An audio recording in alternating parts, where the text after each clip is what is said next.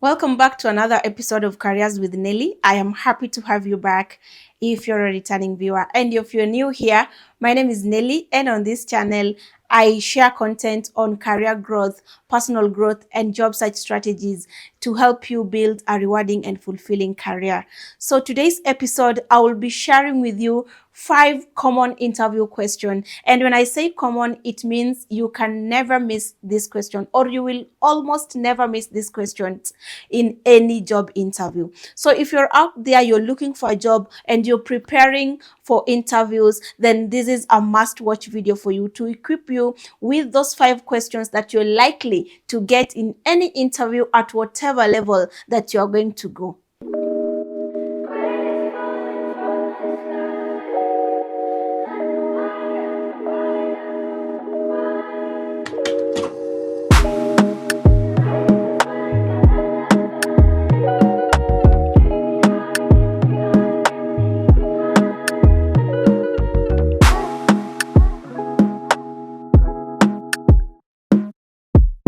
So the first question on my list is, why should we hire you? And this question is asked in almost every job interview because every employer would like to know why you like to join the organization. So the question assesses your interest for the organization. They want to know, why have you preferred to join the organization? They also want to assess your interest in the job. They want to know, why are you interested in that job? And when answering this question, you need to show how your career aspirations, how your experience, how your passion aligns with what the job is offering. Also, to show your interest in the company, you need to talk about why you're interested in joining that company. And this, of course, means that you ought to have done your your research about that company to know why exactly is it a company that you'll want to work for. So you'll be talking about their culture, how their culture aligns with what you believe in. You'll be talking about the company values, how their values aligns with yours. And you'll be talking about any interesting news about the company that has happened either in the past or recently that really resonated with what you believe in. You can also go as far as talk about the things that the company do for the community, their CSR initiatives in the community, their products, their brand, their services, and how that aligns with what you believe in, and why it makes it a place where you'll want to build and grow your career. The second question that you'll almost never miss in any job interview is the strength and weakness question. They will ask you, what are your key strengths or what are your weaknesses? It is not a bad question, but everyone will want to know your areas of development. So if you speak about your weakness or if you speak about your strength, then they will be able to pick what will be your areas of development, so that when you get into the organization, they are clear on the areas that you'll want to improve on, and they're also clear on your strength and how they will leverage that, or how the team will leverage on your strengths to deliver value in what you're expected to do. So when speaking about your strength and when speaking about your weaknesses, you do not need to come out like you're gonna be a liability. And what I mean is that while none of us lack weaknesses, we all have our weaknesses. It is good to demonstrate what your weakness is and demonstrate it genuinely. The common mistake people make here is that we are trying to make our strength come out like a weakness. That is a scam. A strength can never be a weakness. You can never say that one of my weaknesses is that I am a perfectionist. That is really not a strength, and it's not a weakness. So when you're talking about your weaknesses, you need to genuinely speak about what you're struggling with.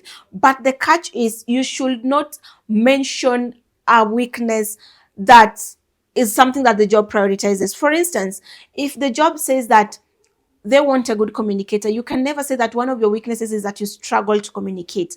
That one already, you're killing your chances. So speak about a weakness that the job has really not prioritized, because we have so many weaknesses. There are weaknesses that may not necessarily affect your work. the personal weaknesses that you have that may not necessarily affect your job, but avoid mentioning weaknesses that will directly affect your job. Like if you say, I am not a good negotiator, I am not a confident person, and the job needs a person who is confident, then it kills your chances of getting the job. So while it is good to speak about your weaknesses, please be careful to choose the weaknesses that will not directly affect your job. And now when speaking about your strength, you also need to align your strengths to the strengths that are prioritized by the job. And you can pick this from the job description. So look for what the job prioritizes in terms of key skills or key strengths and align that with your strengths. I'm not saying that you be dishonest. We have so many strengths, and it is only good and it only positions and sells you well when you talk about strengths that are relevant to what the job is looking for.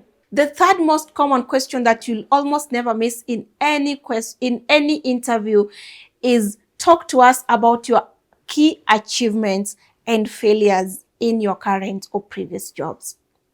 As I always say, everyone wants to work with someone who's done something well.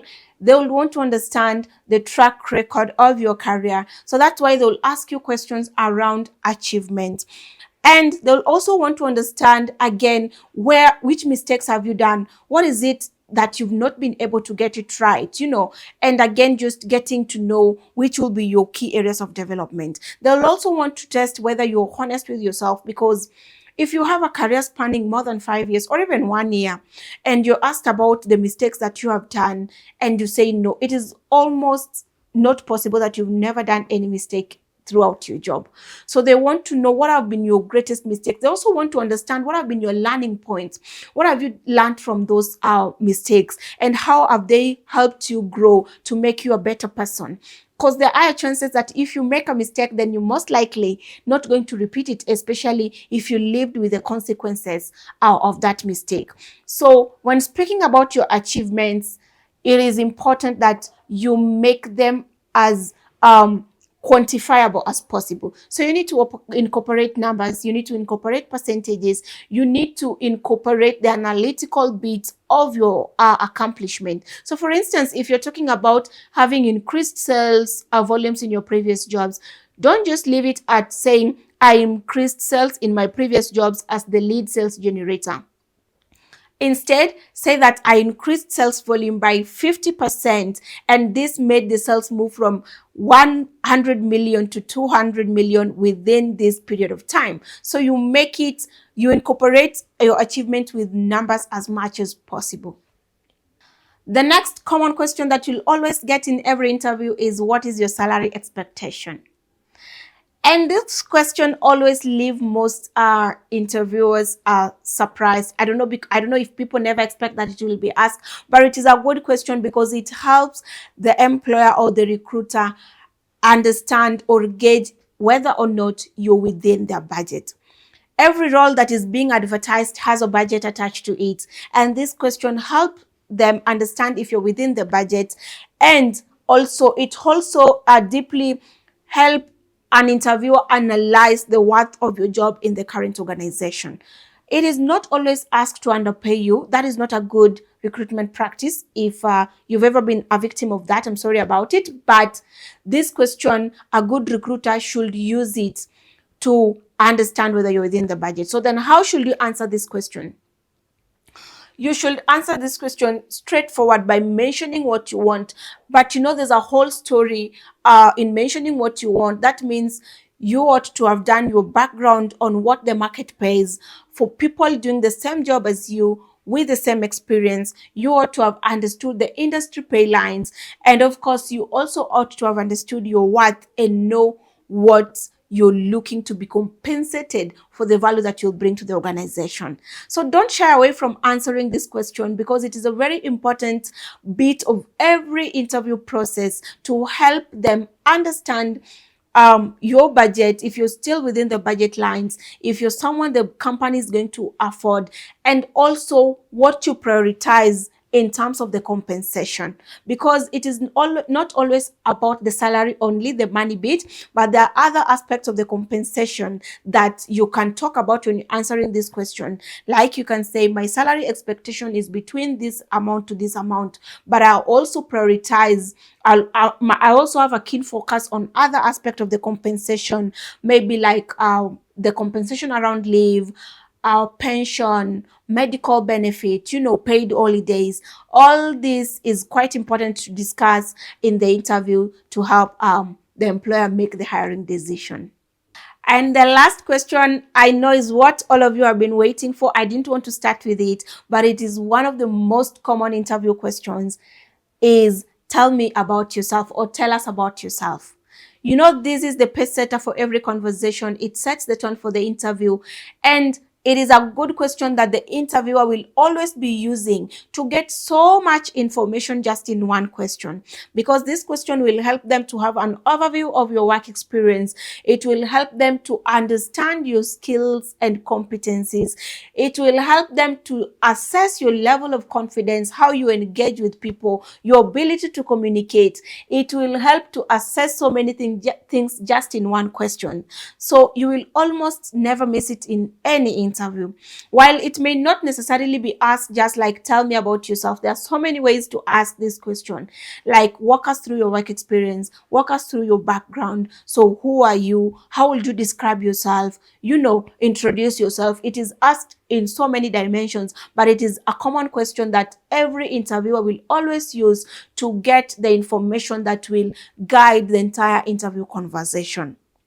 So I've done several videos on how to answer this, but just for the purpose of this video, I'll just give you a very quick a summary on how you need to answer this question. When answering, be sure to talk about your work experience, your background, what you have done, what your achievements have been, what your skills are, what your strengths are, why you're the best person for that job, and of course, what value you'll bring in that job, and what are the key skills that you have that sets you apart from every other person who's being interviewed for that job.